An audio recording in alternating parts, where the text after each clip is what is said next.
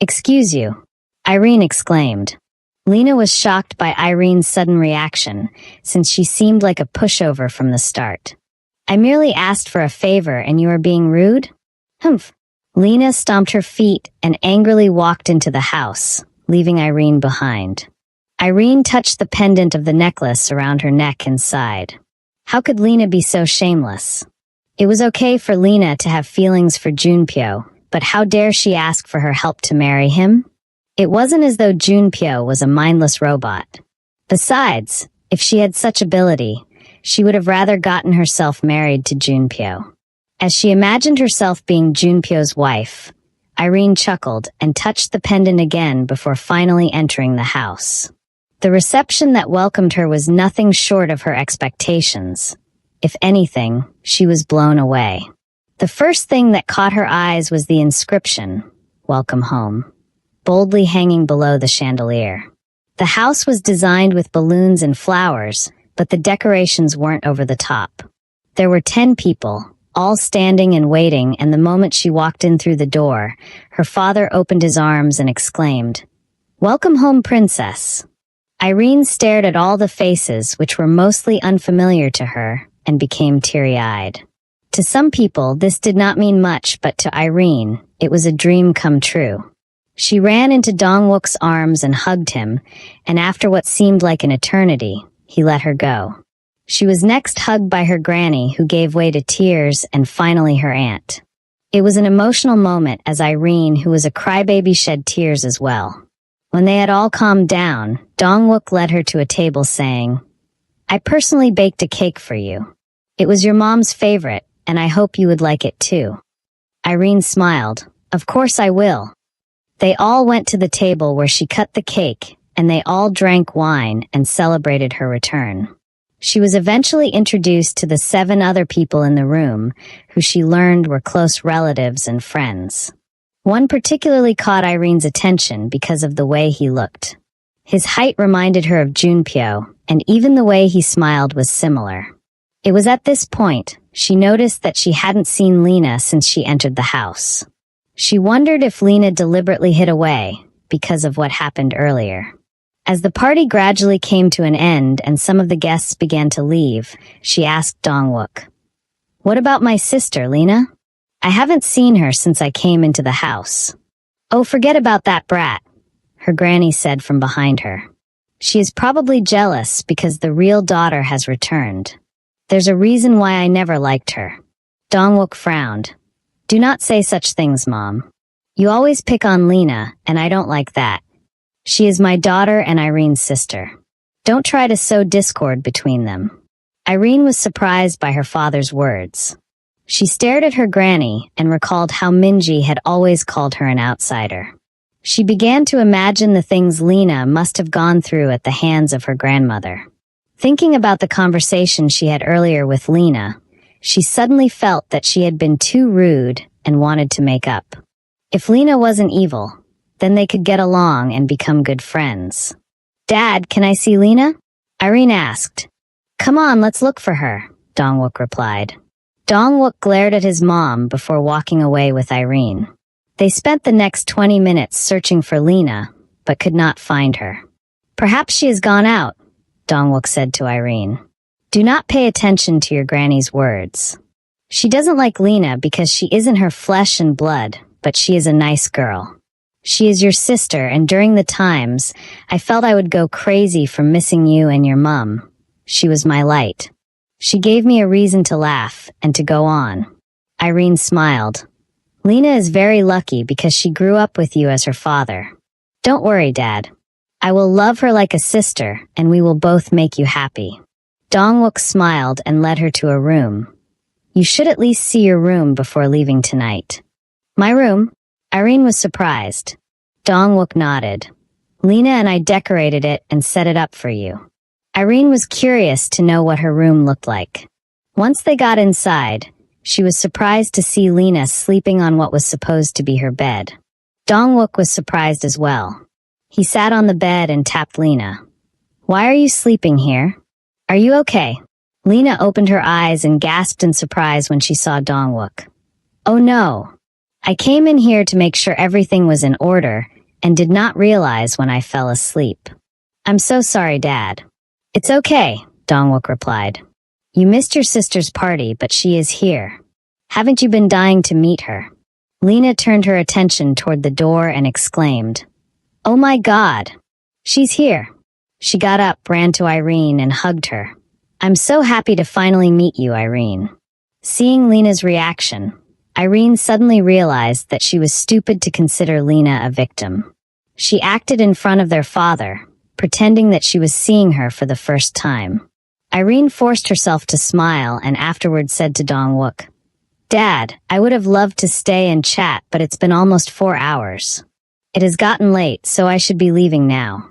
She saw sadness in her father's eyes and felt bad that she was leaving him, but she had to since she had not yet moved in. In that case, I will escort you, Dongwook said. They all left the room, and when she got to the living room, she saw her granny and aunt talking to the same guy who looked like Junpyo. They seemed to be fawning over him, which surprised Irene, because her father's family was wealthy. Her granny's eyes lit up when she saw her and excitedly said, Irene, come over here. When Irene walked up to them, her granny asked, Have you met Min Jae? He is a famous football player. An eye candy if you ask me. Min Jae seemed uncomfortable by Irene's granny words and tried to look away, making Irene chuckle. He did not introduce himself as a footballer when he first met her, and she didn't watch football, so she had no idea who he was except for his name. I have met him, Grandma, she replied. I should be leaving now since it's already late. But why?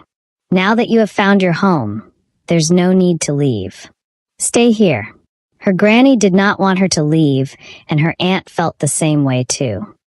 Irene was just about to explain why she couldn't stay when her father walked over and said, Come on, Mom. Irene had a life before we met her, so give her time. She can move here when she's ready.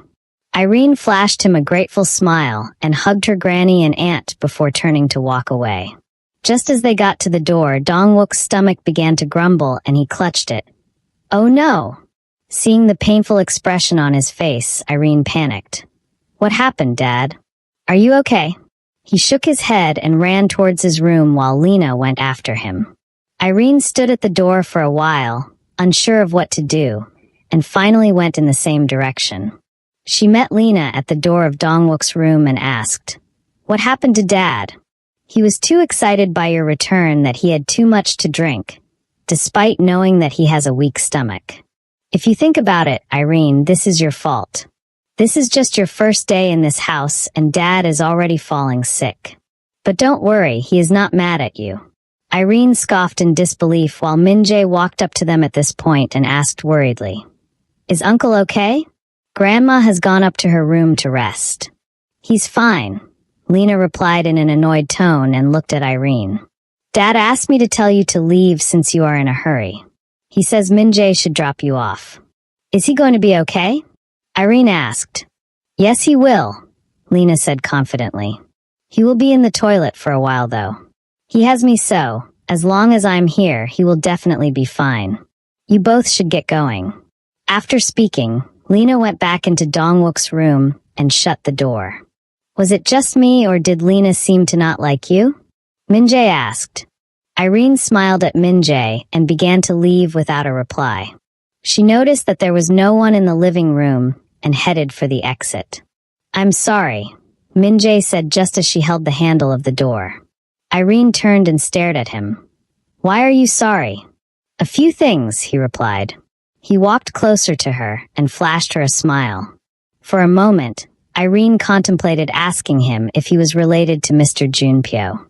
First off, the party today was all about you because you finally found your father, yet the one who was adopted just treated you like an outsider when she should be grateful that she got to enjoy the love which was meant for you for 18 years. As she listened to Min Jae's words, Irene was surprised because she hadn't looked at it that way. She sighed and pushed the door open. You seem to know a lot about this family, Min Jae. Of course I do, Min Jae replied. I may not know everything, but I do know that Lena is just an entitled brat who thinks she can get whatever she wants. Ever since she threw herself at me and I rejected her advances, she has hated me with a passion. Irene raised her brows. Isn't that too much information? I mean, you just met me. He smiled. Your granny and mine have been best friends since childhood, so I've always been a part of this family. I lost my granny years ago, so I've always been attached to yours because she reminds me of her. She is very fond of me, and today, she told me how much she loves you. So you see, as long as your granny loves you, then I promise to always take your side. Irene laughed, opened the door, and went out while he followed behind her. Once they were outside, he added, By the way, I'm sorry about the things she said earlier, about me being an eye candy at all. When she gets like that, I feel like going under the ground to hide. But she can be really sweet.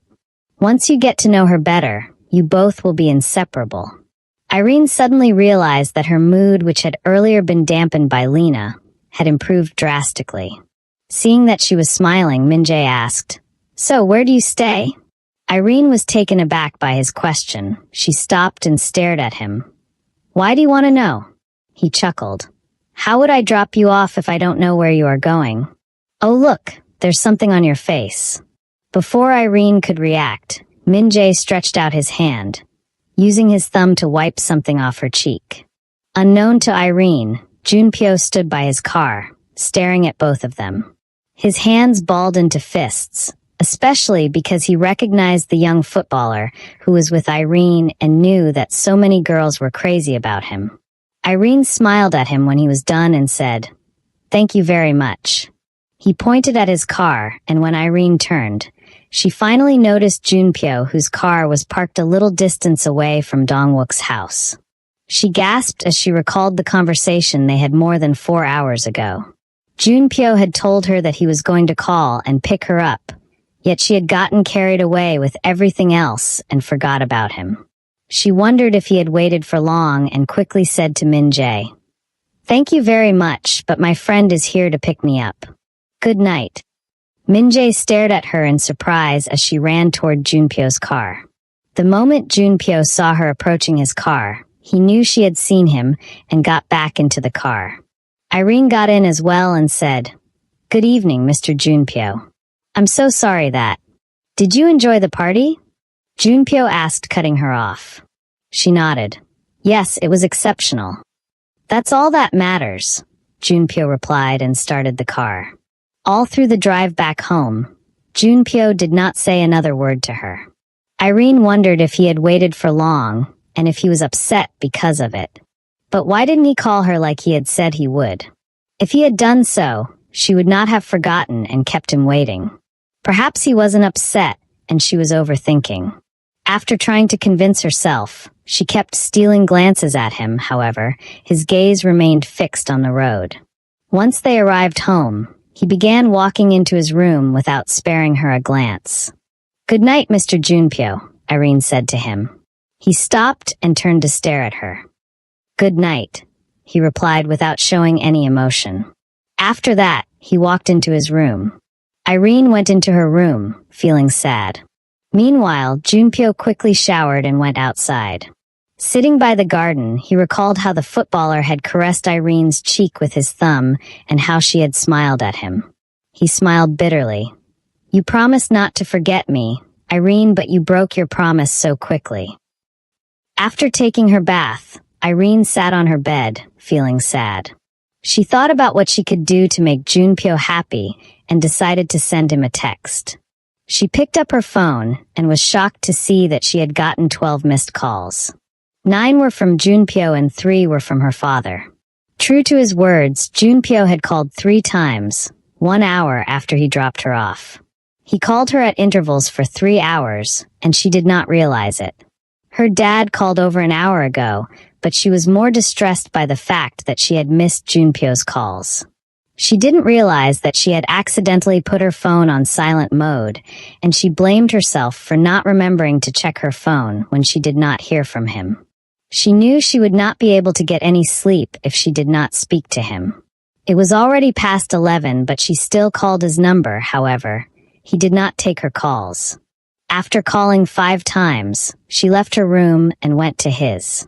She knocked on his door repeatedly, but there was no response from him. She kept knocking without realizing that he wasn't inside his room. After about 30 minutes of knocking, she finally went back to her room. She threw herself on her bed, curled her body, and cried herself to sleep. Irene woke up late in the morning because she had not been able to sleep early last night as she spent some of it thinking and crying. The moment her eyes opened in the morning, she rushed into the bathroom to freshen up. Afterward, she put on her clothes and came out of her room. She wanted to see Junpyo before he left for work, so she could apologize properly for what happened. When she got to his door, however, she knocked repeatedly, but there was no reply. She noticed the butler walking by and asked him, do you know if Mr. Junpyo has come out of his room? Mr. Junpyo left early for work, the butler replied. Irene nodded and said, Okay, thank you very much. She sighed and went into her room to get ready. Thinking about the fact that Junpyo must have seen all her missed calls but didn't say anything to her, she thought, Junpyo must be upset, which is why he didn't open the door for me last night and even left without me this morning. What do I do? She suddenly recalled that her father had given her missed calls too, and she had not bothered to call him back. She quickly dialed his number, and when it rang the first time, he answered and said, Irene. Oh my God, I've been so worried about you. I'm sorry, Dad. I didn't know my phone was on silent mode last night. When I noticed your call, it was quite late. That's why I decided to call this morning. Why did you leave like that? He asked. I just had a running stomach. You should have given me a few more minutes. Why do you think I left like that? Dongwook replied. Well, Lena said you told her you were in a hurry, and you couldn't wait since you didn't know what was wrong with me. Irene shook her head and smiled. I vividly remember Lena saying you wanted me to leave with the footballer, Min-jae. Lena did. Yes, she did, Irene replied. Dongwook was quiet for a while and finally said, I'm so sorry about that. Perhaps she didn't understand what I said, or who knows. Maybe I was not in my right mind and spoke incoherently. But once I was okay, I tried to call you. I was really worried when you didn't take your calls. I was finally able to locate Min-jae before he left, and he told me someone picked you up. I assumed it was Junpyo Kong who did, but I still wanted to hear from you. I'm glad to know that you're okay. It's fine, Irene replied. She knew that Lena had deliberately tried to make her look bad in front of her father. But from the experience she gathered at Mr. Park's house, a father was unlikely to hate his own flesh and blood. So she wasn't worried about whatever Lena was trying to pull.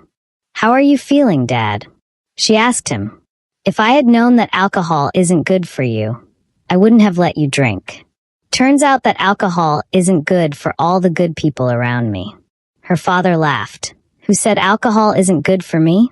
I think I had an allergic reaction to something. Oh, you did? Yes, but I'm okay now. You do not have to worry. I have taken some medication, and I'm all good. Irene, I have a gift for you. It's a surprise, though. I should have given it to you a few birthdays ago, but it's never too late, right? Yeah, right.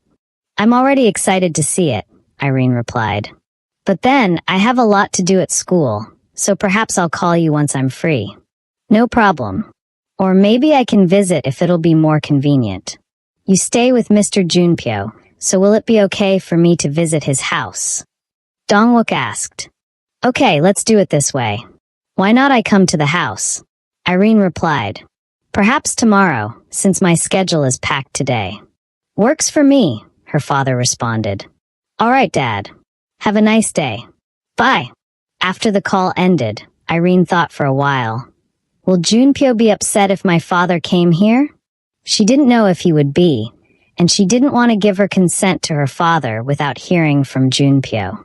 She suddenly realized that she had gotten an email from her manager. She received it early yesterday, but she did not see it on time. Her manager asked her to come to the agency since something important had come up. She quickly left the house and took a cab to the agency. Once she arrived, he said, Good news. I've been able to secure a very important gig for you. I've put in so many resources and it was a real struggle. A lot of managers wanted to get this opportunity for their artists, but I got it for you. I went through a lot of trouble just so you could get this opportunity. I hope you understand what I'm saying. Yes, I do, Irene replied. Thank you very much, sir. She knew he was deliberately repeating himself to please her because he knew that she had the backing of Junpyo. However, she was still grateful to him. She was to perform in a week. That was more than enough time for her to prepare, and she was doing it in front of a larger crowd. Much larger than the one she had performed for before. I promise, I will put in my best and not fail you, she said. Of course. I have seen your past performances, and I must say I'm impressed. Seeing that you're a newbie and you seem like someone who has been well trained. Thank you very much, thank you, sir, she replied. After leaving her manager's office, Irene was really excited. First, because she had a reason to visit Junpyo's office. Junpyo always followed her when she wanted to perform, so she could use this good news as an opportunity to get to meet him. After thinking about this, she quickly hurried out of the agency and picked a cab to Junpyo's office. When she got to the reception, however, she was stopped. I'm here to see Mr. Junpyo Kong, she said. Is he expecting you? His secretary asked. No, he isn't. But I've been here before. You do remember me, right? Yes, I do.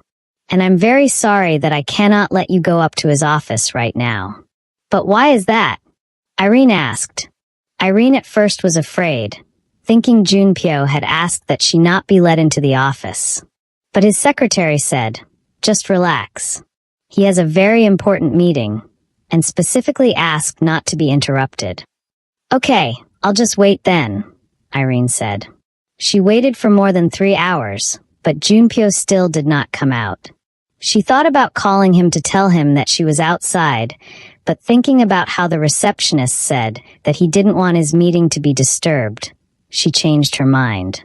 While she was still waiting for him, she got a call from Yuna, who asked, Why are you not in school? I noticed you've been missing some of your classes. Are you okay? There's an important group project going on, and it covers 40% of our mark. You should be here, Irene. Something really serious has happened. What has happened? Irene asked.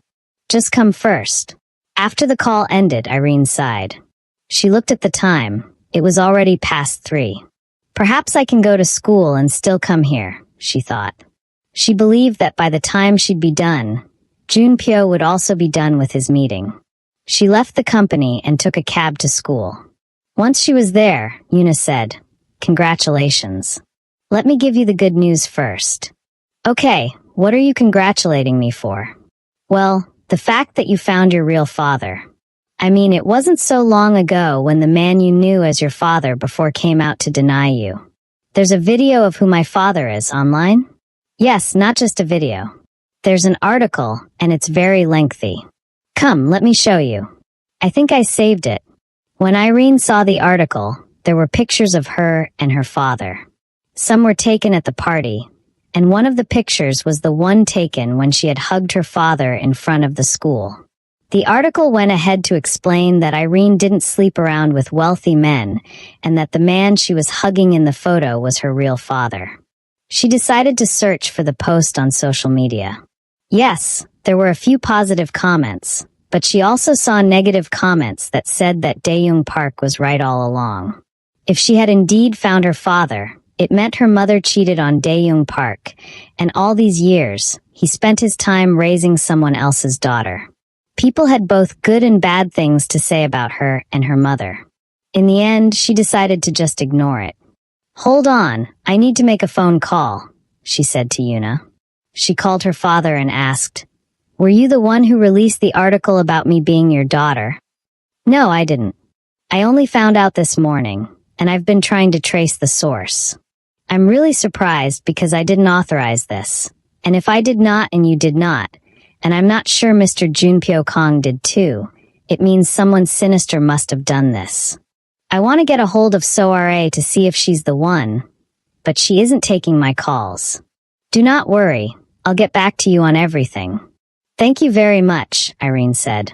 After the call ended, she flashed Yuna a smile.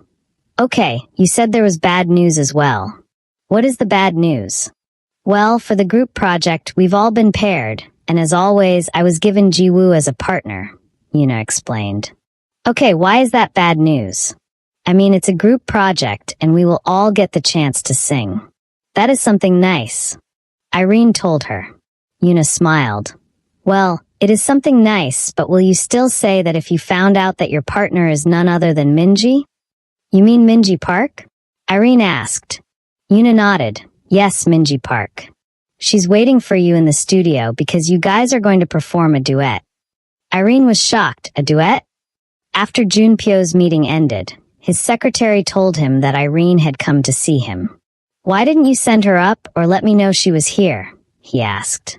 You asked not to be disturbed, sir. I was only following your orders. She reminded him. Junpyo sighed.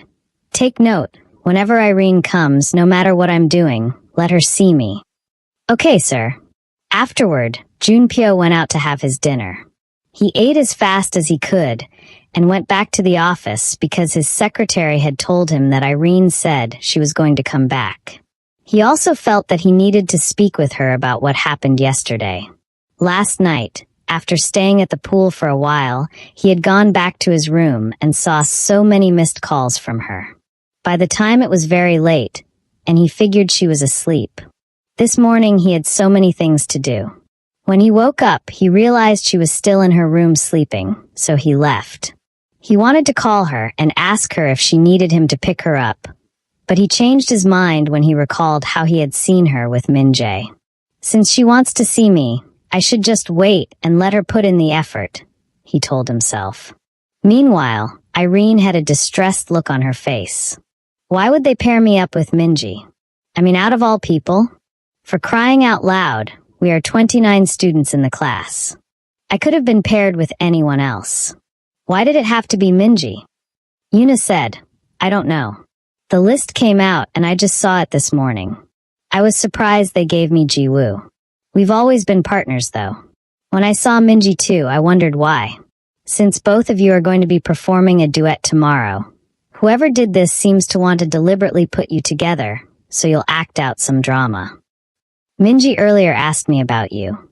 When I said I didn't know where you were, she said if I did see you, I should tell you to meet her at the studio where she's practicing. Irene sighed. You know what? I should go talk to the professor. Perhaps he'll give me someone else. I can't stand Minji, and she's just full of evil. I think it's a good idea. Come on, let me escort you. Yuna and Irene went to the professor's office, and Irene tried to convince him to change her partner and give her someone else, but he said no. I already made the list and gave you Minji as a partner. But why, sir? You could have given me anyone else. Irene asked. The professor smiled. Let me tell you something. If you want to be a professional singer, you need to be ready to work with anyone, including your enemies. Yes, if you cannot work with her today because you don't like her, how do you hope to become a professional singer someday? So you deliberately paired the both of us together? Irene was surprised as she had thought it was a mistake. The professor shrugged. Yeah, I saw what happened when you both were at Gyeongju, and a little birdie told me about your history together. I'm trying to help you both patch up whatever differences you have. Irene sighed. I think I have a headache. The professor smiled again. You should focus your energy on practicing and not trying to change my mind because it will not work. After Irene left his office, she thought about what to do. Left with no other option, she went to meet Minji at the studio. Once she was in there, she stood by the door staring at Minji as she sang. In her opinion, Minji was trying too hard. She isn't that good, Irene said inwardly. Minji finally turned and saw her standing by the door. There were a few other students singing in other parts of the studio, but then she went into the room since they needed to practice together. Minji stared at her condescendingly before pretending to flash her a smile. Listen, I can't stand you. You already know that. But for the sake of our grades, let's just put aside our differences and do this. Minji said.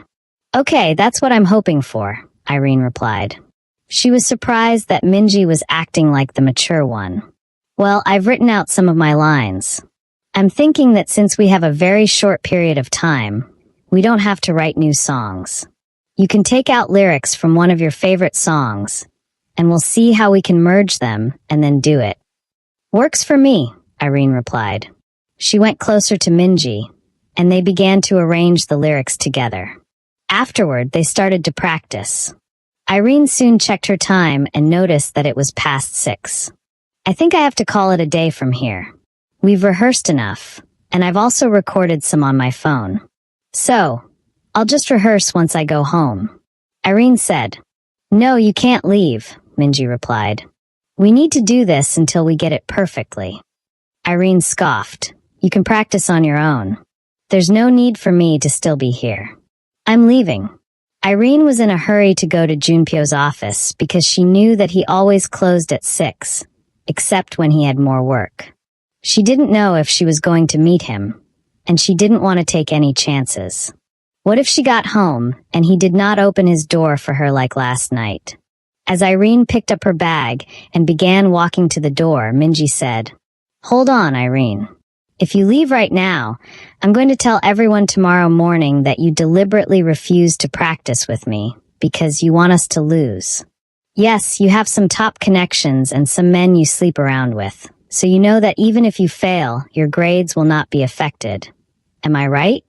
I'm wondering who'll doubt me once I start spreading that. Irene stood at the door for a while and turned. Really? And here I thought you've stopped acting childishly.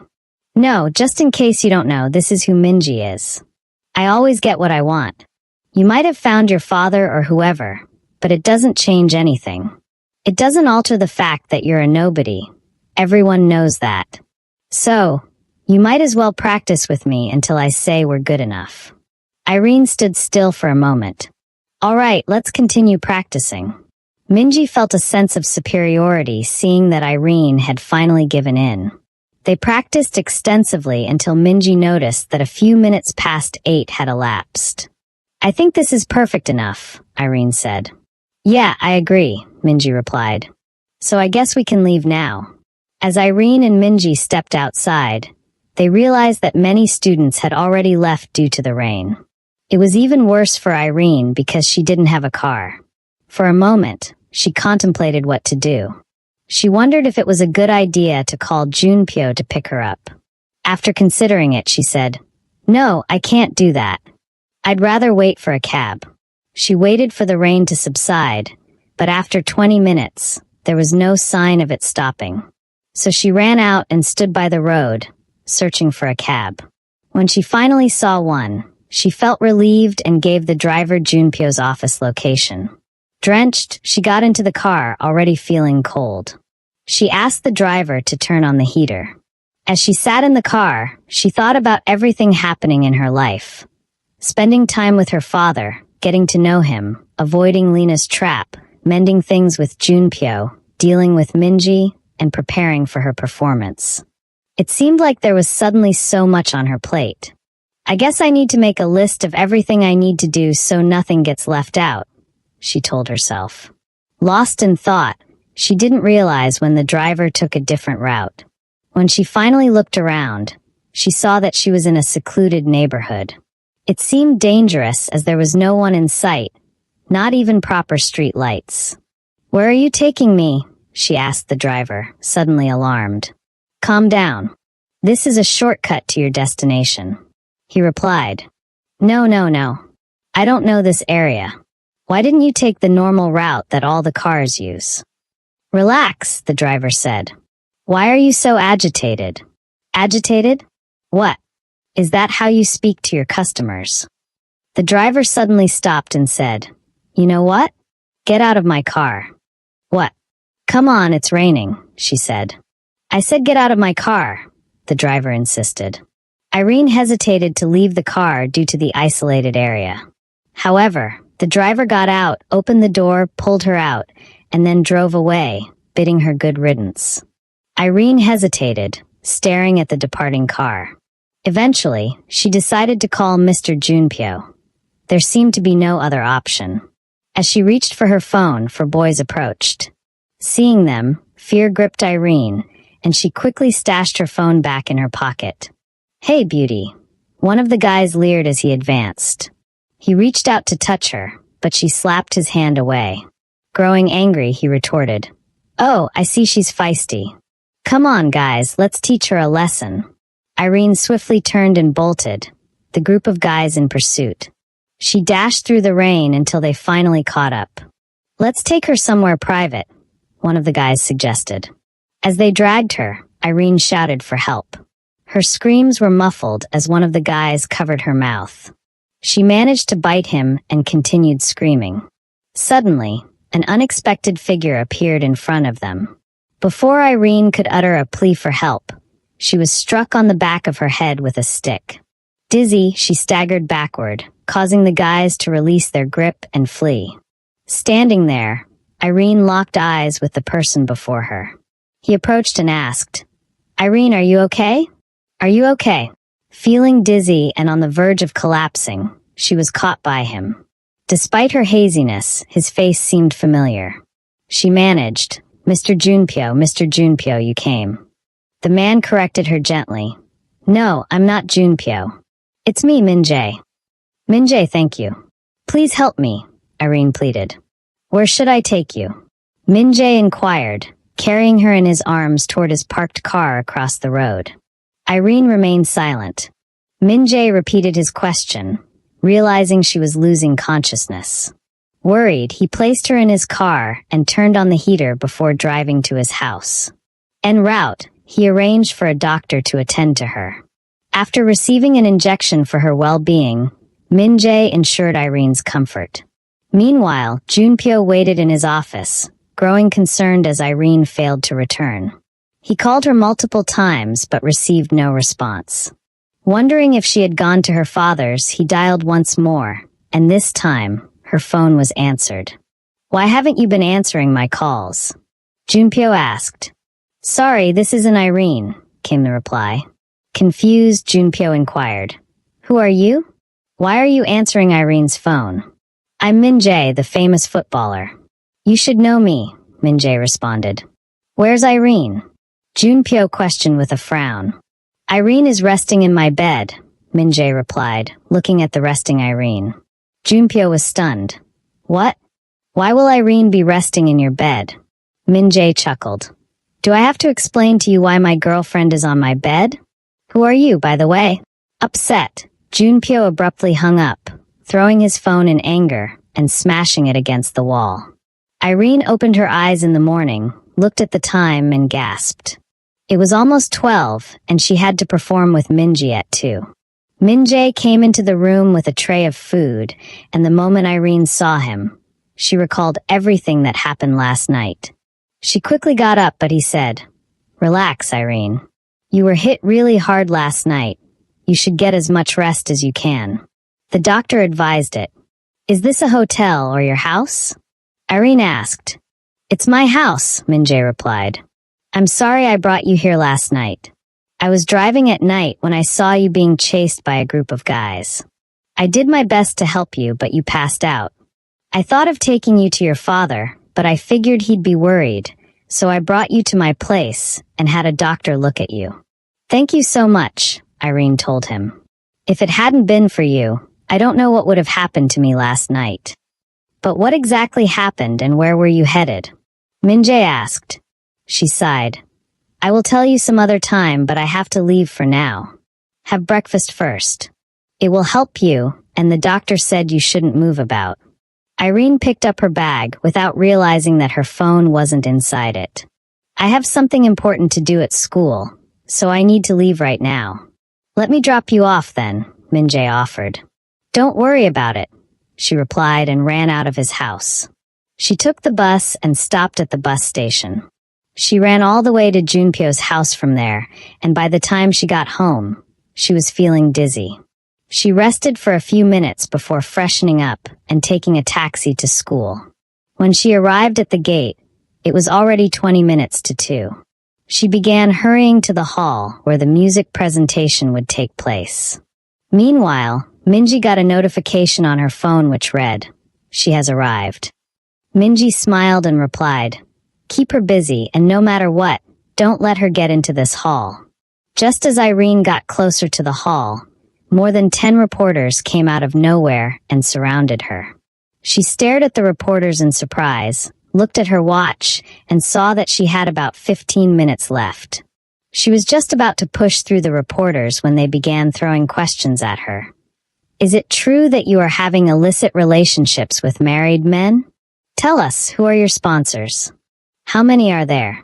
How do you manage so many men at the same time? Are you sure you are just 18? How can you be so shameless?" Irene stared at the reporters with an angry expression on her face. She realized that retorting would only waste her time, so she tried to move past them, but they began to push her from different directions, refusing to let her go. She became teary-eyed as she realized that they were deliberately wasting her time. She quickly suspected Minji and wanted to take out her phone to call Yuna for help. She dipped her hand into her bag and realized that her phone wasn't inside. She had just 5 minutes left and put in more effort to push through the journalists, but she felt dizzy once again and lost her balance. Right when she almost fell, someone pulled one of the journalists from behind and caught her. When Irene looked up, Minjae's face came into her view and tears fell from her eyes. He steadied her and turned to face the journalists. "How dare you insult my Irene? Do you all never want to perform journalism again?" "We are just asking her questions," the journalists replied. They all recognized Minjae and knew he was dearly loved by so many people. Minjae scoffed. "I heard your stupid questions, but I have an answer for you all. Irene is my girlfriend, the love of my life. She has no reason to be with any old man, because she has me. This is the last time I will say this. If I ever catch any of you harassing her again, I will not spare you." Irene stared at Minjae in surprise while he wiped her tears and cupped her cheeks. He made a move to kiss her, but she quickly turned her face, and he ended up kissing her cheeks. The reporters frantically captured this moment, while Irene felt uncomfortable and moved away from Minjae. She looked at the time and saw that it was a few minutes after 2. "Oh no!" She gasped and rushed into the hall without saying a word to Minjae or the reporters. Once she was inside the hall, she spotted Minji atop the stage smiling and about to start singing. The smile on Minji's face froze the moment she saw Irene. She began to sing, while Irene hurried to the stage and sang along with her. Irene tried to forget about everything that was happening around her and immerse herself in the song. At this time, though, the image of Irene being kissed by Minjae had gone viral with the caption, "Done with married men, Irene Yoon finally captures the heart of international football star, Min Jae-han." Junpyo stared at the picture for a while and could not understand what was going on. Suddenly, it seemed like he did not know Irene anymore. He called her number, but at this time, her phone was still with Min Jae, who was inside the hall watching her sing. Seeing that Junpyo was the one calling, Min Jae went outside and answered the call. "You again. Why do you keep calling my girlfriend?" Min Jae asked when he answered the call. "Give the phone to Irene now," Junpyo ordered. Min Jae smiled and said, "Okay." After a few seconds, he asked in a loud voice, "Irene, there's a Mr. Junpyo on the line. Do you want to speak to him?" A few more seconds passed, and he put the phone by his ear again. "I'm sorry, Mr. Junpyo, or whatever your name is.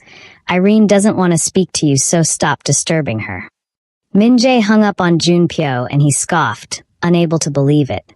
"Something must be wrong," he said to himself and walked out of his office. He knew Irene was in school because the viral pictures had been captured there. He got into his car and drove to Irene's academy. At this time, Irene had finished performing. She recalled how Min Jae had held and pecked her and how the reporters had captured it. She became worried that Junpyo would misunderstand if he saw it. She sneaked out of the hall while others were still performing. She wanted to go to Junpyo's office so she could explain everything that had been happening. She was surprised to see Min Jae outside waiting for her. He smiled and hugged her.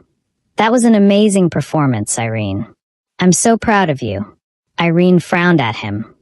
Thanks for saving me earlier, Min-jae, but you shouldn't have called me your girlfriend in front of those people, or even kissed me. I didn't like it. I'm sorry, Min-jae replied, sounding sincere. Your phone fell off your bag while you were in my house. I noticed it after you left and remembered that you said you had something important to do in school. When I came here and saw those journalists harassing you, that was the only thing I could think of. Irene nodded and took her phone from him. Thanks anyway. I'm very grateful. I'm leaving now. Hold on, he said, running after her as she began to walk to the gate. He offered to take her home, but Irene refused. As he followed her, he kept trying to convince her to go with him. At this time, Junpyo came out of his car and began walking into the school. He stopped walking when he spotted Irene approaching with Min-jae. Junpyo saw the way Irene and Min-jae were interacting as well as her phone, which she held in her hand. He turned, went back into his car, and angrily drove away. Min-jae escorted Irene until she went outside the school. He finally waved her goodbye and went toward where he parked his car. Meanwhile, Irene took a cab to Junpyo's company. This time, she kept looking at the road. Although it was just a few minutes to 3, she was cautious because of what happened to her last night. When she arrived at Junpyo's office, his secretary informed her that he wasn't in the office but would be back later. Irene tried to call Junpyo, but his number wasn't reachable. She decided that she wasn't going to leave unless she cleared up whatever misunderstanding Junpyo had about everything that had happened. She felt very hungry as she hadn't eaten anything since morning. However, her heart was in so much turmoil that she couldn't bring herself to eat. After waiting for hours, she looked at her time and saw that it was a few minutes past 6. Some of Junpyo's employees began to leave, and Irene felt even sadder. At this time, Junpyo, who had gone to a quiet place to be alone, stared at the pack of cigarettes he had bought. He took out a stick and lit it, but his hands shook when he took it closer to his mouth. He angrily threw it away. It has been more than 10 years since he smoked, but his heart was in so much pain. Irene was the first girl he had ever loved, but unfortunately, he wasn't the one she loved. He couldn't blame her. Min-jae was in his early 20s, whereas he was years older than her. She must have fallen for him at first sight, and the love seemed so intense that she spent the night in Min-jae's house and refused to speak to him. She probably knows about my feelings for her, which is why she is ignoring me, he muttered. I need to forget you, Irene. I can't let myself break down like this. Blacklisting your number is not enough. I need to get you out of my life. If I don't see you, then it will be easier to forget you.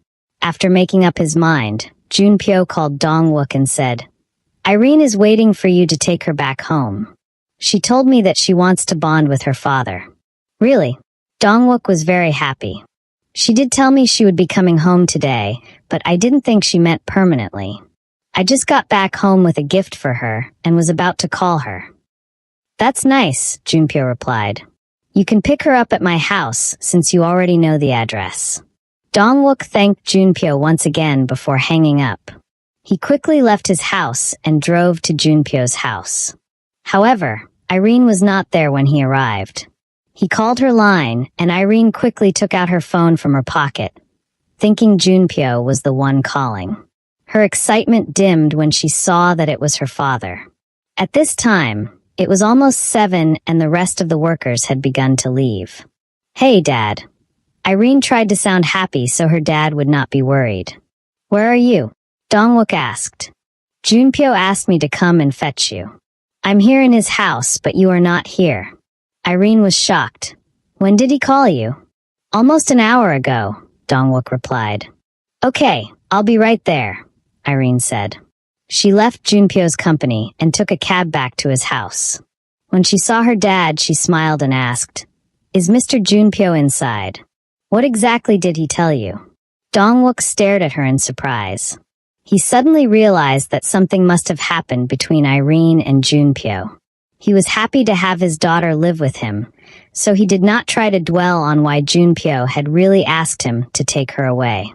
Junpyo said you expressed your desire to leave his house and move in with me because you want to strengthen our relationship, so he asked me to come and pick you up, Dongwook explained. Irene said, "Okay, I'll go and get my things." She controlled her emotions as she walked into her room. However, once she was inside, she broke down in tears. She kept crying until her father finally knocked on her door. "Irene, do you need help packing?" "No," she quickly replied. She went into the bathroom and washed her face before carrying her luggage. She wasn't in the mood to pack, so she left many of her clothes behind. She came out with her bag and left with Dongwook. While in the car, Dongwook noticed that she was sad and her eyes were puffy. Her stomach grumbled and he said, "You must be very hungry. Do you want us to have dinner outside before going home?" Irene shook her head. "No, I just want to go home and sleep." Dongwook nodded and drove her back home. She noticed that there was a new latest edition white Toyota Highlander parked right in front of the house. Her first thought was that the car belonged to Lena, and she wanted to show off. However, when he came out of the car, Dongwook handed Irene the keys to the Highlander and said, "This is my first gift to you. I know that you have had a rough life, but I promise to do my best as your father. I won't let you down. If you need someone to talk to, you can always come to me because I love you so much and I will do anything for you." Irene threw herself in his arms and began to cry. Dongwook felt so distressed that he wanted to call Junpyo to find out what happened between him and Irene, but he thought better of it. After crying for a while, Irene wiped her eyes, took the keys from her father, and said, "Thank you so much, Dad. I really love your gift." Dongwook smiled and stroked her hair. "Come on, let's go in. You need to eat." Irene shook her head. "I don't feel like eating yet." They both went into the house while Dongwook carried her luggage for her. She noticed Lena in the living room but completely ignored her and went straight to her room.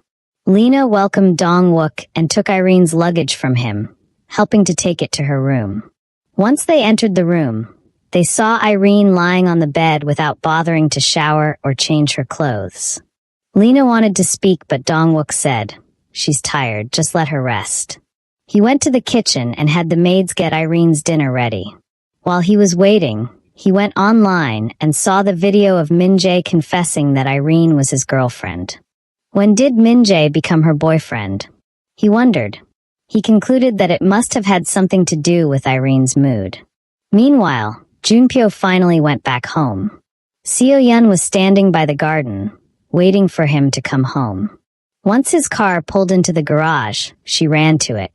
The moment he came out of his car, she threw herself into his arms and hugged him. Junpyo sighed, hugging her back. Afterward, he pulled away and asked, "What happened?" "Nothing," she replied. "I noticed you were very sad and decided to hug you so you would feel better." Junpyo smiled. "Thanks, Seo-yeon. Did Irene leave with her father?" Seo-yeon nodded. "Yes, I don't know who he was, but a man came and she left with him while carrying her luggage." Junpyo nodded. "Okay. I'm very tired. I just want to go to sleep. Good night." As she watched him walk into the house, she smiled. She took out her phone and dialed a number. When the call was answered, she said, "Hey Min-jae, I just wanted to commend you for a job well done. Who would have known you would succeed in helping me get Irene out of this house so soon?" Min-jae smiled. "What can I say? I'm just a very good actor." He recalled when Seo-yeon had just reached out to him, wanting him to be her partner in crime and take advantage of his relationship with Irene's grandmother. At the time, he hadn't met Irene yet, but after Seo-yeon signed a contract with him worth millions of won in benefits, he agreed to work with her. From there, he began to have someone tail Irene. He put her phone on silent mode at her welcome home party, so Junpyo would not be able to reach her.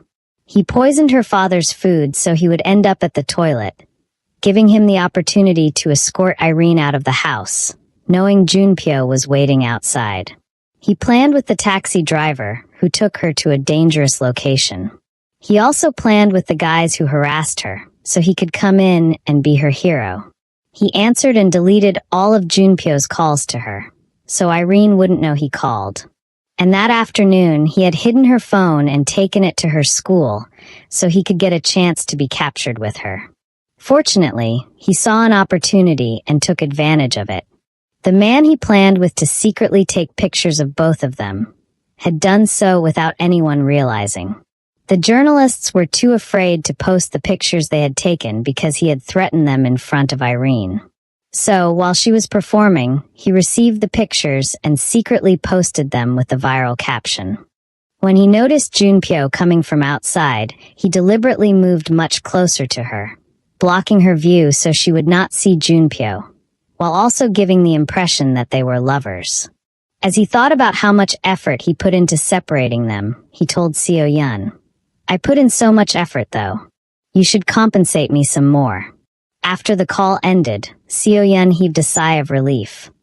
"Now that Irene is out of your house and your life, I am going to make you mine, Junpyo." Junpyo sat on his bed, feeling very sad. His mind was filled with thoughts of Irene, and despite how hard he tried, he couldn't stop thinking about her. In the end, he couldn't take it anymore. He removed her number from his blacklist and wanted to just hear her voice, but he gave up at the last minute. He finally left his room and went into her room, after ensuring that no one saw him. He lay on her bed, and her fragrance, which lingered on the sheets, filled his nostrils. "I shouldn't have sent you away, Irene. What have I done?"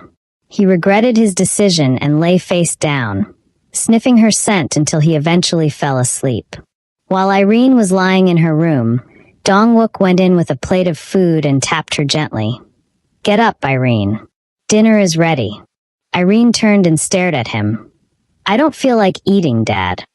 "I know you don't, but you still need to eat, okay? Sit up." Irene sighed, got up, and sat down. Her dad picked up the spoon, scooped the rice, and took it to her mouth. She smiled and opened her mouth, accepting the food from him. He felt very happy, and as he continued to feed her, said, "You know, I fed your mum this same way many years ago. She was upset with me, so I made a delicious meal for her. She was so happy that she cried. She was a very emotional person, just like you." Irene chuckled. "I can just imagine her acting like a baby while you fed her." After eating a few spoons, Irene said, "Now, I'm really full, Dad. Thank you so much. I enjoyed the food." Dong-wook kissed her forehead and said goodnight to her. After he left, Irene sighed. She had wanted to refuse her father, but she didn't want to hurt his feelings, so she managed to eat some of the food. She got up and went into the bathroom to shower. As she took her clothes off, she touched the necklace which Junpyo had gifted her. She stood in front of the mirror, touching the pendant. She thought about the first time she had met Junpyo in the hospital. She recalled how she had kissed him back in Gyeongju and how he had kissed her in his bedroom. She also thought back to the day he had put the necklace around her neck. That was the day their relationship became strained. Now Junpyo had blacklisted her number and didn't want her in his life anymore. What do I do? She wondered. A thought finally came into her mind. Her heart raced, just thinking about it. Nevertheless, she decided, I'm going to confess my feelings to Junpyo first thing tomorrow morning. If he rejects me, so be it. But he needs to know how I feel about him. I can't live so miserably like this. After making up her mind, she finally went to her bed and fell asleep. Irene woke up early the next day, prepared her lines, and after freshening up, she left for Junpyo's office. She was sure he would be at his office, however. When she got to his company, his secretary informed her that he had not yet arrived. She didn't want to wait in the same spot she did the previous day, so she went outside to stroll while waiting for him. Just as she came out, she saw Taeyong about to go in. Hey Irene, he said, smiling. Good morning, Taeyong, she replied, smiling back. It's been a while, Taeyong said. You're here to see Junpyo, I presume. Irene nodded. That's nice, Taeyong replied. We have a lot of meetings scheduled for this morning. I don't know if he deliberately chose to wake up late because it's his birthday. Irene was shocked. Today is Mr. Junpyo's birthday? Taeyong stared at her as though she was kidding. Are you saying you didn't know? Irene shook her head. No, I didn't. Her heart began to beat even faster again. It was Mr. Junpyo's birthday, yet she didn't know. Taeyong said they had so many meetings to attend that morning.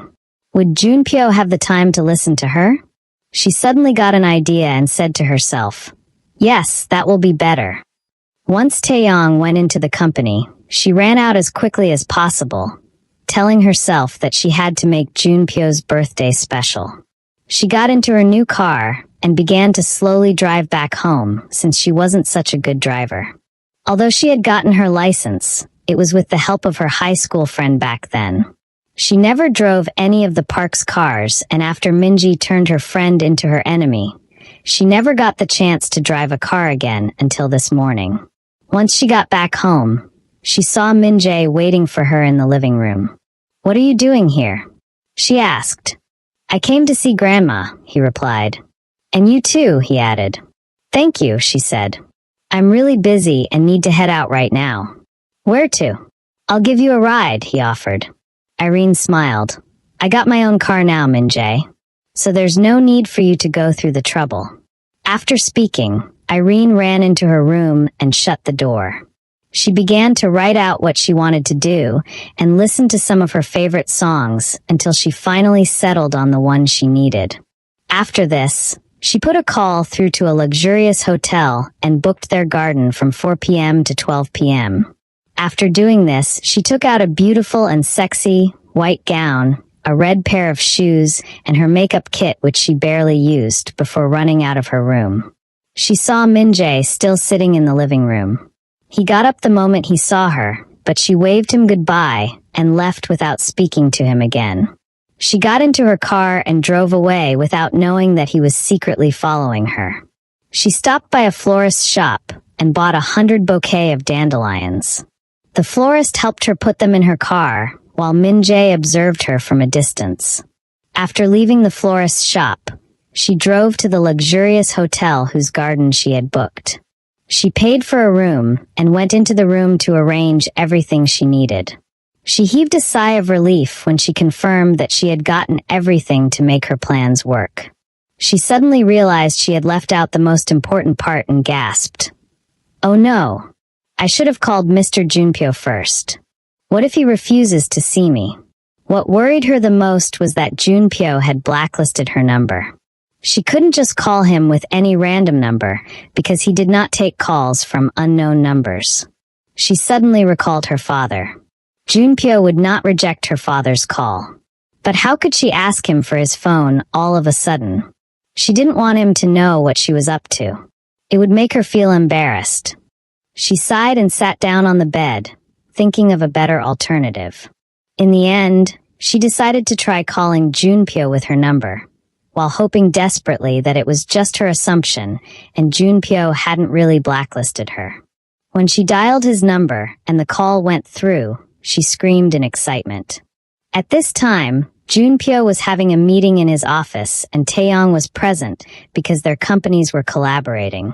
His secretary had informed him that Irene came to see him yesterday and today. However, when he woke up this morning, he had made up his mind to focus on work and forget about Irene. He had neglected so much the past few days because of her. Now, he was going to return to the old Junpyo who buried all his time in his work. When his phone rang and he saw that the call was from Irene, he contemplated for a while and decided to answer it.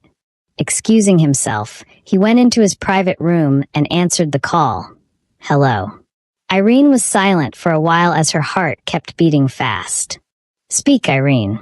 "I'm very busy," Junpyo said curtly. "Good morning, Mr. Junpyo," Irene replied. "I'm sorry for interrupting your work. I really need to see you today, please." "I'm very busy today. Perhaps some other time," Junpyo replied. "Please make the time." "Mr. Junpyo, it's a matter of life and death for someone," Irene told him. Junpyo sighed because he was indeed very busy. "Will 4 be okay?"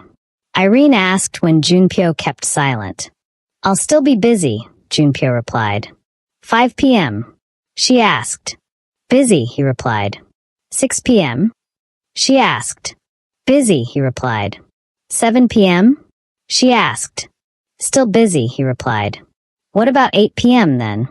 Irene was ready to ask until it got to 6 a.m., as she was determined to tell him about her feelings. 8 p.m. it is, then, Junpyo finally agreed. Just this morning, Seo-yeon had insisted that they spend the night partying to celebrate his birthday. Junpyo had initially refused, but when she kept insisting, he finally gave in. The party was to begin at 7 and end at midnight at a karaoke bar, but because Irene insisted, he decided to sneak out and see her briefly before returning to the party. He couldn't deny that a part of him was excited to meet Irene, but he was also afraid because he didn't want to spend the night feeling miserable if she was only going to hurt him further. I'll be waiting for you at the Garden in Paradise Hotel by 8. See you then, Mr. Junpyo.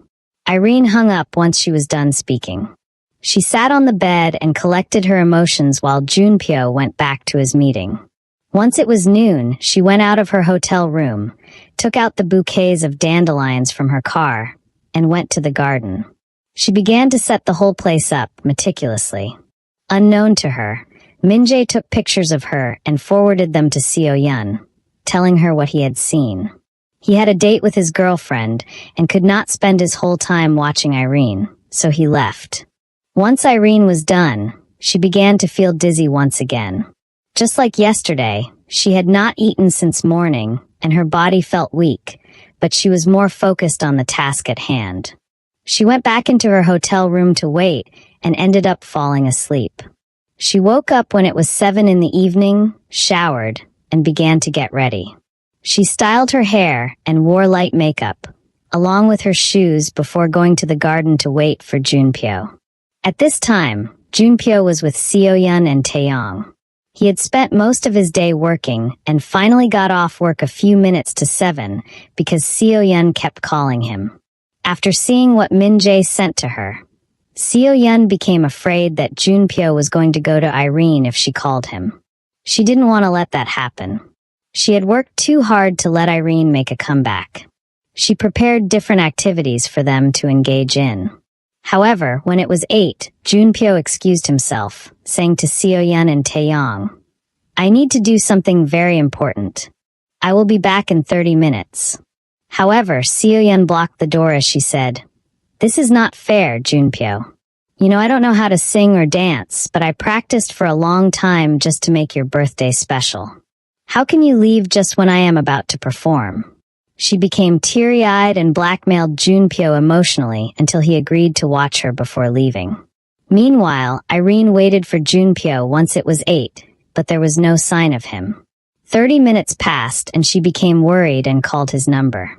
However, Junpyo had no idea that Seo-yeon had put his phone on silent mode and kept watching her as she sang and danced in the most embarrassing way he had ever seen. Both he and Taeyong could not stop laughing while Seo-yeon intensified her efforts, happy that she was entertaining Junpyo, even though she was embarrassing herself. When Junpyo did not answer Irene's call, she sat on the garden chair and began to cry. It began to rain almost immediately, and she watched all the flowers she had arranged on the ground become wet. She remained under the rain, crying as it fell on her, wetting her clothes. Soon enough, she began to feel cold and dizzy at the same time. She curled her body, leaning her cheek on her knees as she stared at the instruments she had rented to perform for Junpyo. Fortunately, she had put them under a shed, otherwise, they would have been ruined. Her phone rang repeatedly, but she did not bother to take it out of her purse to see who was calling. Nothing seemed to matter as her heart felt as though it had been stabbed with a knife. The rain stopped falling, but she remained in the same position. It was a few minutes past 10 when a familiar pair of shoes came into her view. She looked up and saw Junpyo. She got up quickly in surprise and exclaimed, "Mr. Junpyo? I'm sorry I couldn't."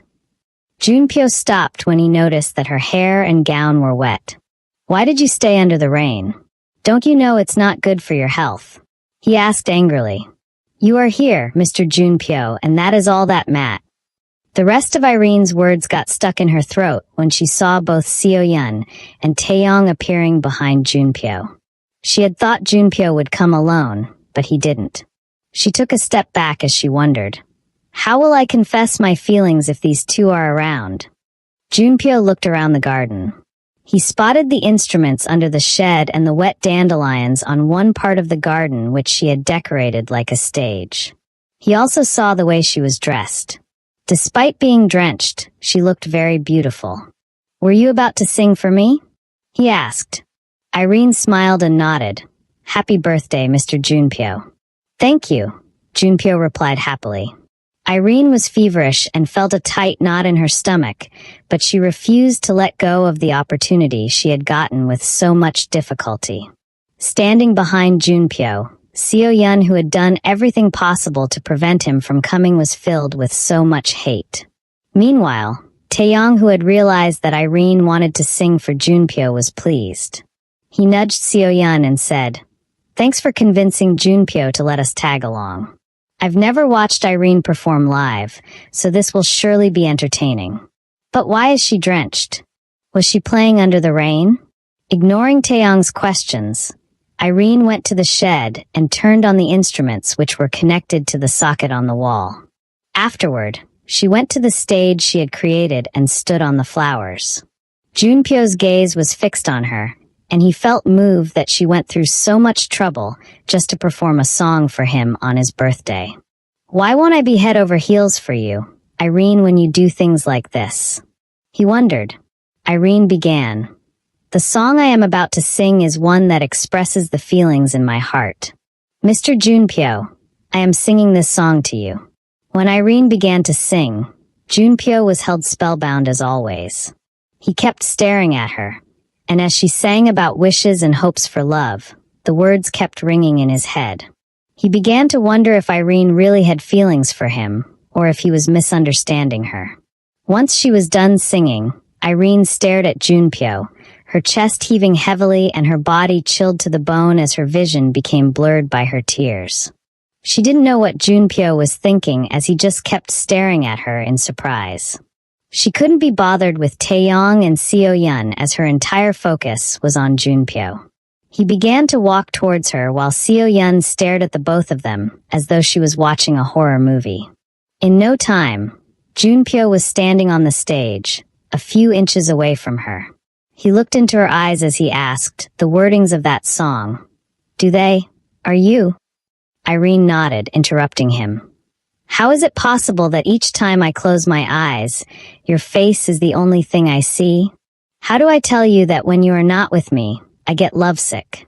How do I tell you that every second of my life is filled with thoughts of you? How do I tell you, Mr. Junpyo, that I have fallen head over heels in love with you? Irene, Junpyo gasped and held her cheeks.